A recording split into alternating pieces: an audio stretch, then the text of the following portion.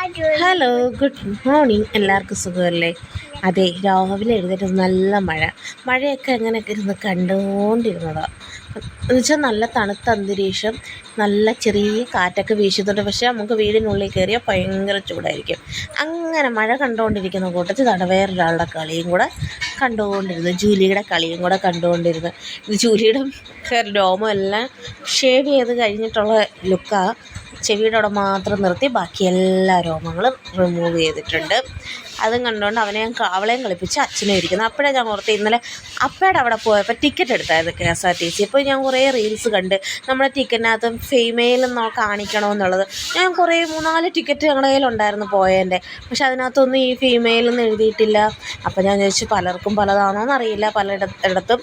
കാര്യം നിങ്ങളൊക്കെ എടുക്കുന്ന ടിക്കറ്റിനകത്ത് മെയിൽ ഫീമെയിൽ ഇങ്ങനെ പ്രത്യേകം ഉണ്ടോ എന്നുണ്ടെങ്കിൽ അതൊന്ന് കമൻറ്റ് ചെയ്യണേ. ഞാനിപ്പോൾ ഒരു 4 ഇങ്ങോട്ട് വരാൻ നേരത്തൊരു 3 ബസ് കയറി ചവറ വരെ എത്താം. പക്ഷേ ആ ഒരു ടിക്കറ്റിനകത്ത് ഇത് കണ്ടില്ല. അപ്പോൾ എത്രയോളം